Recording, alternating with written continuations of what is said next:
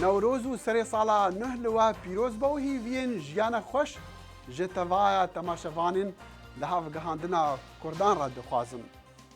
ابوي هيفيه كو ام كردان بجهين نائي كو سرحاتي و بويرن لجهان دقوم بيك جهورين داخل شمو جفيري جي استدويا دنج أمريكا لواشنطن دي سي ديت جلول دوی برنامه روژا نوروزی دا ما اف بابت جبینرین خورا آماده کرنا.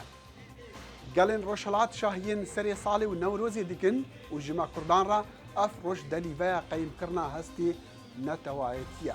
سروک باراک اوباما لروشلاتا ناوینا سوزن تناهی و پاراستنا اسرائیل ددا. روشا سوری پشتی 2 سالین شورشی و سروک اوباما گفه اجزا کرنا اسدکه اگر چکی کیمیایی بکار اینا. اری پشتی 10 سالین رزگار کرینی عراق ولاتکی بسلامت و دموکراتا گلو بهای وی شری چبو. گرفتن سنتری میترو یه بروانی روزنامه‌وانه چنه محف پیوینک دگل رکخرا سنتری هیا. سلاوین دوباره و نوروزاوا پیروز با. سروکی امریکی باراک اوباما لگرکا روشلاتا ناوینو همو نیشان وسا خویا دکن کو افسردان جبو قازانجا اسرائیلی بو. قیم کرنا دوستانیا سستانی برا سروک اوباما و سرک وزیر اسرائیلی بنیامین نتانیاهو بو. بدیت نامن افسردان جبو پشت راست کرنا چند راستیان بو. اگر چی امریکا چکریاران نشونا اسرائیل ناکالی پشتوانی لهر بریاره که دیگه اسرائیل ورگرتن به تایبت لهمبر ایران بوی واتای کو اسرائیل مافی بروانی کرنه جخواهیا یا دویجی نوجان کرنا هولین وگراندنا نافدنگی امریکا بوجاندنا پروسه آشتیا روشلاتا ناوینو لسر بنامای دولت اسرائیل و فلسطینیان به هفره بجین. لی آستانگ آوا سروک اوباما بخوانه کارا راگه هاندلین مازن بده. لی گوه خواده دا باورین داینین پیوان بیدار. راستی جی آوا سروک اوباما بخوا باورین اینا پروسه آشتی سر بگره به ودر کرنا لاینه بهیز فلسطینی کمال حماس لی هر لاینک گوکه دهاویجا میدانا لاینه دی. و سر هلدانا لدیجی سروک سوری بشار الاسد کتا سالا سیه و آستی تندوتی جیان هر بلند با. روشا في ولاتي بويا خمو نرحتي جوالات دوروبر وين جيهان را بتايبت دقل ادعاء بكار إنانا چكي كيميائي سەرەتا خۆپیشاندانی ئاشتیانە بوو دواتر گۆڕابۆ توندوتیژی سەر هەڵداوە چەکدارەکان و جیهادیەکان شەڕێکی قورس دژی حکوومەتی سووریا دەکەن زۆرێک لە شیکەرەوە لەو بڕوایەدان پێدەچێ شەڕێکی بێهودە بێ. The Assad regime continues to think that it's winning. ڕژێمەکەی سووریا پێی وایە سەرکەوتوو دەبێت یان دەربازی دەبێت تا ئەو کاتەی دەگاتە ئاستی بڕوابوون بەوەی ڕوبەڕووی شکست دەبێتەوە بۆیە دڵنیا نیم لەوەی خواستێک هەبێت بۆ دانوستانێکی ڕشت. نەتەوە یەکگرتوەکان وهای مەزەندە کردووە 7,000 کەس لە شەڕی سووریادا کوژراون و زیاتر لە 1 ملیۆن کەسیش ئاوارن. نیگەرانیشان کە ئەم شەڕە بەرفراوان بێ. توندوتیژیەکان ئەو دووسنوورەکانی سووریاشی گرتووەتەوە. شەڕ لە لوبنان هەبووە تەقوتۆق لە ناو عێراق هەبووە موشک کەوتۆتە ناو تورکیاوە. کاربەدەستانی ڕۆژاوایی ئێران و حەزبوڵڵای لوبنانیش بە چەک ناردن بۆ حکوومەتی سووریا گوناهبار دەکەن. هەموو شتێکیان دوو هێندە کردووە کۆمەکی زیاتری ڕژێم دەکەن. سەلمان شێخ دەڵێت مەترسیەکانی پەرسەندنی شەڕ لە ئارادان ڕەوشی سووریاش سەوداکردنی ڕۆژاوایی لەگەڵ ئێراندا قورس کردووە تایبەت بە هەوڵەکانی تاران بۆ بەدەستێنانی چەکی ناوچی. نیگەرانیش بەرامبەر سەرهەڵداوان هەن بۆ نمونە بە بارمتەگرتنی ئاشتی پارێزانی نەتەوە یەکگرتوەکان لە گۆلان. ئێستا زلهێزەکانی ڕۆژاوا بەردەوامن لە چارەسەری سیاسی بۆ سووریا. نێردراوی تایبەتی نەتەوە یەکگرتوەکان ئاگاهی دەدات ئەوەی لە سووریا بە ئاشتیانە دەستی پێکرد ئێستا لە نێو قەیرانە ترسناکەکانی جیهاندا.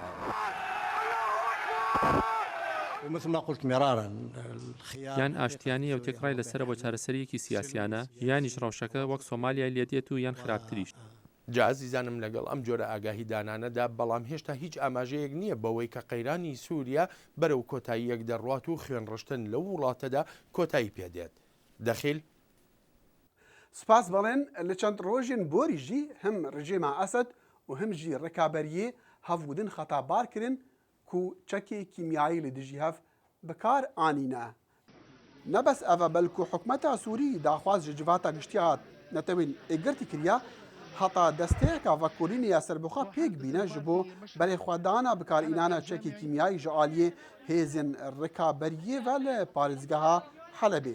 Eger çî heta niha çi nîşan nînin ew çek hatiye bikarînan لێ سەرۆک باراک ئۆباما کولیسەردانە ڕۆژهەڵاتە ناوینە گەفەیە جزاکردنا سووریە دیکە ئەگەر چەکی کیمیایی بکاربینە.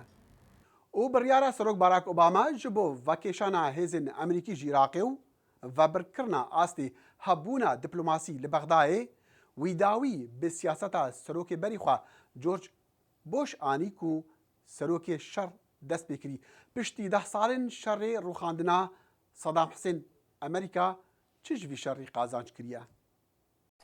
لەم کاتژمێرەدا هێزە سەربازیەکانی ئەمریکا و هاوپەیمانان لە قۆناغە بەرایەکانی ئۆپەراسیۆنی لەشکەریدا بۆ جەنگ داماڵینی عێراق ئازادکردنی گەلی عێراق و هەروەهاش پاراستنی جیهان لە مەترسیەکی گەورە. 10 ساڵ پاش ئەوەی سەرۆک بوش هێزی سەربازی نەر بۆ عێراق پێدەچێ واشنگتن کاریگەریەکی کەمی مابێ لە وڵاتەدا. نورین مالکی سەرۆکوەزیری شیعە سوننەکانی لە پەراوێز ناوە.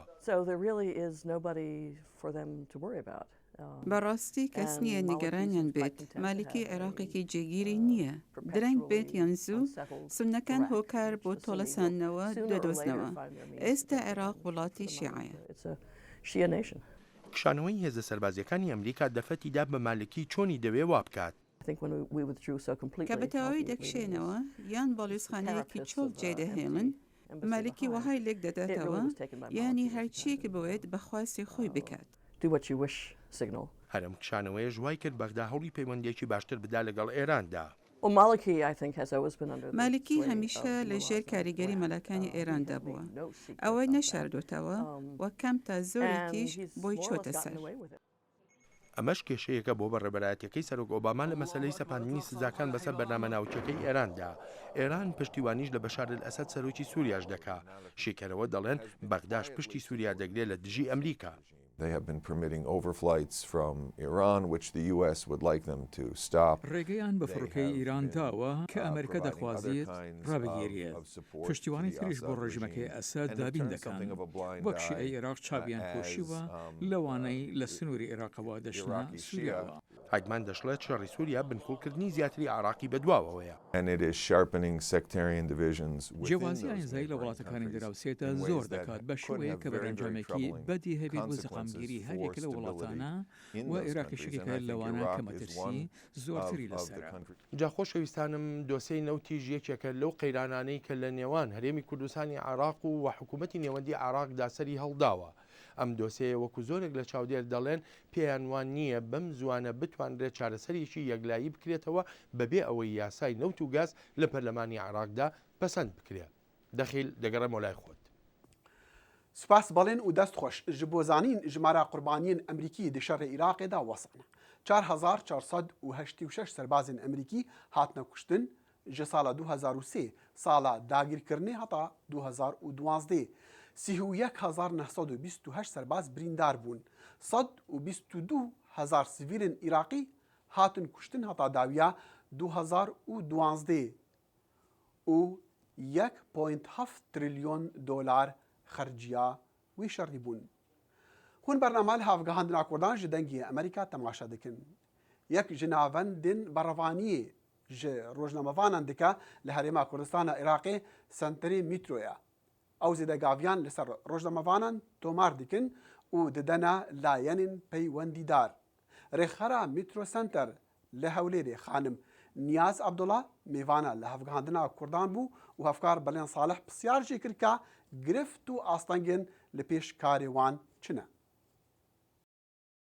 گرفتی سەرەکی ئێمە وەک سنتەری میترۆ بریتە لەوەی کاتێکە دۆسیەکان تۆمار دەکەین و دۆسیە پێشێلکاریەکان تۆمار دەکەین ئەوەیە کە لایەنی جێبەجێکار لە ئاستی پێویستدا بەدەم دۆسیەکانەوە ناچێتەوەها لێکۆڵینەوە بۆ ئەنجامدەرانی ئەو تاوان و پێشێلکاریانە ناچێت. بەڵێ ئێوە لە ساڵێکدا چەند جار ئاماری تایبەتی ئەو پێشێلکاریانە دەکەن کە بەرامبەر بە ڕۆژنامەوانان دەکرێت. سنتەری میترۆ بۆ پێی لە مانگی ئابی ساڵی 2009دا دامەزراوە. ئێمە لە سەرەتادا بە شێوەی بەیاننامە و لە کاتی ڕووداوەکاندا بەیاننامەکانمان بڵاو دەکردەوە ماوەی 2 ساڵ دەبێت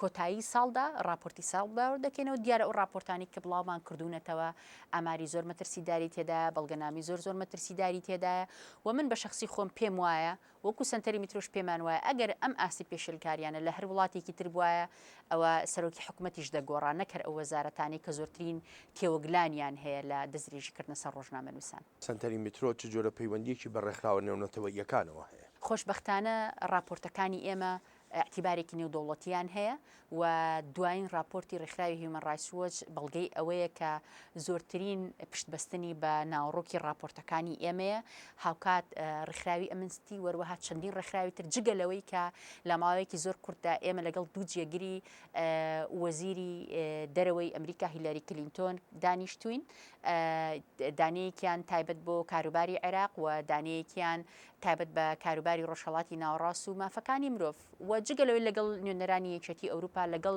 چەندین ڕێکخراوی تر و کونسڵخانی تر دانیشتوین. ئێمە هەوڵ دەدەین پشتیوانی ڕێکخراونی دەوڵەتیەکان بەدەست بێنین لەو ڕوانگەی فشارێکی مەدەنیانە هاوشانی ئێمە بۆ ناوخۆی هەرێمی کوردستان و سەر حکوومەتی هەرێمی کوردستان بکەن و هاوشان بن لەوەی کە ڕۆڵیان هەبێت لە کەمکردنەوەی ئەو پێشێلکاریانە. دواترین کارتان وەکو ئاماری ئەو پێشێلکاریانە چی بۆ لە هەرێمی کوردستانی عێراق؟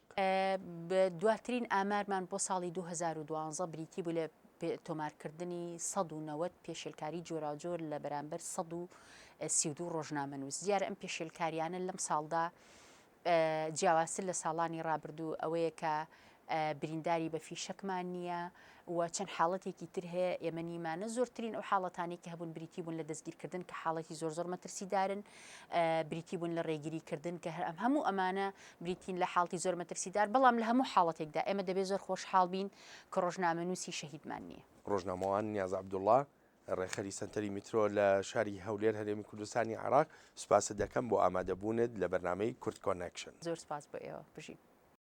بەڵێ تەماشەوانان هێژامە ئەف بەرنامە لە ڕۆژە نەورۆزێ تۆمار کرد هەفکارن پشکا کوردی لە دەنگی ئەمریکا شاهەیەک بچووک هەبوو چەندێک ji کارمەندên dengê ئەمریکاژی تێشتا کوردی دگەڵمە خوارن و چونکو ناسەخان دەستەک جلێن کوردیên جوان لەبەر بوون مەکرد نوێنەرە پشکا کوردیا دەنگی ئەمریکا نەورۆز پیرۆز بێ. سپاس کاک دەخیل نەورۆز لە هەموو لایەک پیرۆز بنازانم کە من ببمە نوێنەریان بەشی کوردیان جوان بەڵام بەڕاستی بۆ نەورۆز بە تایبەتی بۆ من بۆنەیەکی زۆر خۆشە و تایبەتە و هەستێکی تایبەتم هەیە لەم ڕۆژەدا و زۆر پێخۆشحاڵ بووم کە بەشی کوردی ئەم بۆنەیان یاد کردەوە و کە هەندێک میوانمان بان کرد و هەروەها لە بەشەکانی تر لە دەنگی ئەمریکا و بەشی خۆشمان کۆبووینەوە ئەم بۆنە مێمانگەڕا. بێژگەلەوە شەد ڕۆژێک پێش ئێستا لە شەهەیەکی تر ئامادە بووی کە کوردەکان و گەلانی دیکەی کە ئەوانەی نەورۆز دەکەن.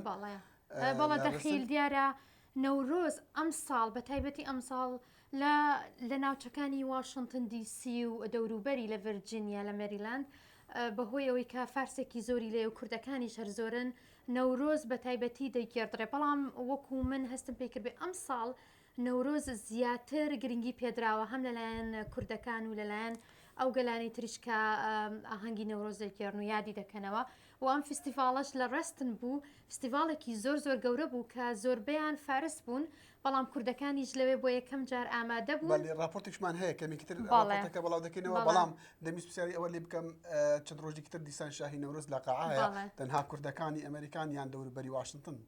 بەڵێ ئەمەش تەنها بۆ کوردەکانە بەڵام دیارە بانگی میوانانی تر دەکەن هەست دەکەن حاضر دەبی. بەخوا من نیازم حاضر ببم لەوێ کە چەندەوە شاهیش دەکەین ئیشەڵڵا نازانم چەندە زۆر سپاس.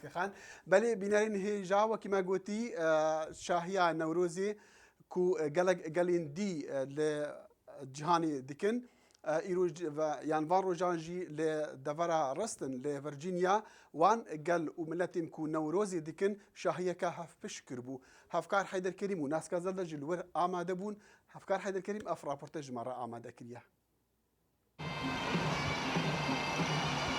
کۆمەلگای ئیرانیەکانی دەوروبەری واشنگتنی پایتەختی ئەمریکا دووەمین فستیڤاڵی نەورۆزیان لە ناوەندی شاری ڕێستنی ویلایەتی ڤەرجینیا سازدا و کوردەکانی دەڤەری واشنگتنیش بە سازکردنی ژوورێک و نیشاندانی کەلتور و فەرهەنگ و هەڵپەرچێ و جلوبەرجی کوردیەوە بەشداریان تێدا کرد.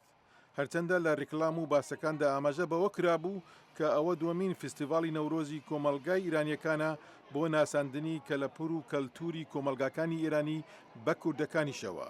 بەڵام ئەوەی لەو فستیڤالە بەدی دەکرا زیاتر فستیڤالێکی بازرگانی بوو لە بری ئامانجە سەرەکیەکەی کە ناساندنی کەلتوری ئەو کۆمەلگایانە بوو.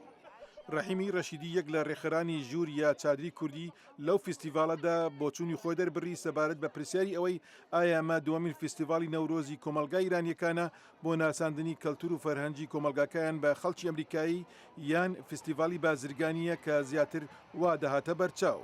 هەروەکو ئاماژەت پێکرد تێبینیەکی زۆر گرنگت هێنایە گۆڕێ لە بنەڕەتدا ئێرانیەکان پێچان هێناوە بەڵام زۆربەی ئەو کەسانەی کە بەشدارن کە مەزەندە دەکرێت 12 تا 15,000 نەفەر بەشدارن زۆرتر لایەنی ئیکۆنۆمی و ئابووری بەخۆ گرتووە وەک بازرگانیکردن و ناساندنی پیشە و ئیشی خۆیان و فرۆشتنی بەرهەم و کەلوپەلەکانیان بە پێچەوانە کوردەکان ئێمە وەکو لایەنی کولتوری و هیچ شێوەیەک بازرگانیمان نەکردووە و بڕیارماندا کە وەکو ناسنامەخوازیەک وەکو نەتەوەیەکی سربەخۆ کوردی هەموو پارچەکان بەشدار بین و بە شەکانەوەی ئاڵای کوردستان و نیشاندانی ئەو تایبەتمەندیانە ئەو شتانەی کە جیاوازی ئێمە و ئەوانی دیکە لە هەرێمەکەدا دیاری دەکا ئەویش سربەخۆبوونی نەتەوەی کوردە. جگە لەوانەی کە سەرقاڵی بازرگانی بوون لە فستیڤالەکەدا کۆمەڵک خەڵکی دیکە لەسەر خواستی خۆیان وەک خۆبەختکەر ئەو فستیڤاڵیان ڕێخست بوو. ژنانیش بە تایبەتی ژنانی کۆمەلگای کوردی لەو بۆنەیەدا زۆر بەرچاو بوون. خانم سەیران شەرەفی نوێنەری ژنانی حزبی دموکراتی کوردستانی ئێران پەسنی ڕۆڵی ژنانی کوردی لەو فستیڤاڵەدا. ژنەکان سرنجی خەڵکەکەیان زۆر ڕاکێشاوە بۆ ئەو غورفەیە چونکە جلەکانیان ڕەنگاوڕەنگە ڕازاوەیە و خەڵکەکە دێن پێیان خۆشە چاو لە لیباسەکان دەکەن ئەکسیان دەگەڵ دەگرن دەپرسن کە ئەو لیباسانە ئیچۆیە خەڵکی چۆن چتەکەن چۆنە یعنی زۆر زۆریان پێخۆشە چونکە پێما بێ بەشی کوردی پارەکەش لێرە بەشدار بوون بەڵام ئەو ساڵەکە پێما بێ بەشدارەکە بەرچاوترە لە چاو پارەکە و خەڵکەکە زۆریان پێجالبە. کامەران باڵنور کە ئەویش یەک لە ڕێخەرانی ئەو فستیڤالە بوو تیشی خستە سەرچۆنێتی بەشداری کوردەکان لە دووەمین فستیڤاڵی نەورۆزی کۆمەلگای ئیرانیەکاندا. ئەوانەی کە ئەو ئێڤنتیان ئۆرگەنایز کرد بوو داوایان لە ئێمە کرد کە ئێمەش وەکو کورد چونکە بەشێکمان لە ئێرانین دەوێت بەشدار بین و ئێمەش ئەو دەرفەتەمان خواستە و بەشداریمان کرد.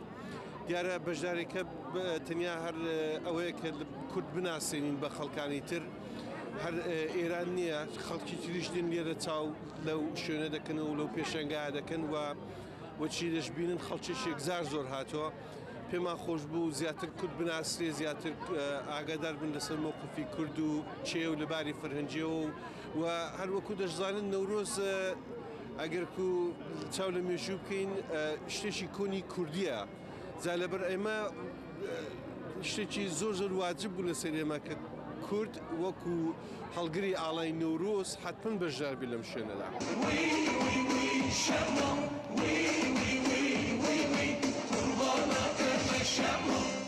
حەیدەر کەریم بەشی کوردی دەنجی ئەمریکا.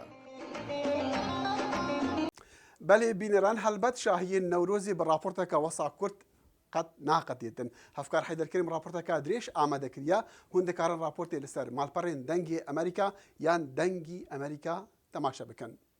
و لە باژارێ ئامەدێ شاهیەکە گەلک مەزنە نەورۆزی هاتەکردن تێدا ئەنداما پەرلەمانی تورکیە یا باژارێ ئیدرێ پەیامی ڕێبەری پێکێکی عەبدوڵڵا ئۆجەلان گەهاند کوردان. حکومەتا تورکیا دەست بە دانوستاندنان کردە دیگەل بریز ئۆجەلان دی پەیامی خۆدا ئۆجەلان وەسا دیبێژە ئەڤە دەستپێکە تێکۆشینە سیاسەتەکە دموکراتیکە. وی خواست شەڕ بێ ڕاوستاندن پێکێکی چەکا دەینە و جێ تورکیا دەرکەبن و هەروەسا هەر کەس ji بۆ چارەسەریە دموکراتیک تێکۆشینێ بکە و ڕێخستیین کوردان jî piştevanî lê peyamê Ocalan kiriye bi taybet rêxistiyên ser bê PKK li Ewropa.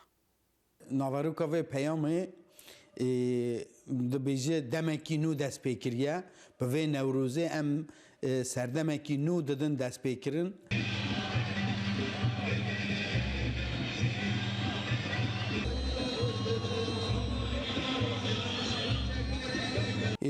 Em dîsa vê dibêjin gelê Kurd li gel vê peyamê ye rêxistina me giştî li gel vê peyamê ye meş alê xwe pêvajoya aştiyê bi daxuyaniya serok apû ve bi Newrozê pê ve daye dest pêkirin. بەلێ تەماشەوانین لە هەفگەهاندنا کوردان بەری ئەم خااتێژ و بخوازن من دەخواست و ئاگادار بکەم و لە هەفتیا بێژی ما راپۆرتێک لە ژێرناوێ دۆزا کوردی لە تورکیە و هیڤیەک نە هەیە ئەڤە ناڤڕۆکی سمینارەکە بنیادی بروکینگز بوو لێرە لە واشنگتن ji bo jimareka taybetmendên Kurdan û siyasetên Tirkiye. Heta wî demî û hemû demên din jî stafê li hevgihandina Kurdan Kurd Connection hîviya saxî û silametiyê ji we dixwaze. Hûn dikarin vê bernamê li ser malperên dengê Amerîka yan dengî Amerîka temaşe bikin. Ji bo vê carê jî Xuda hafîz.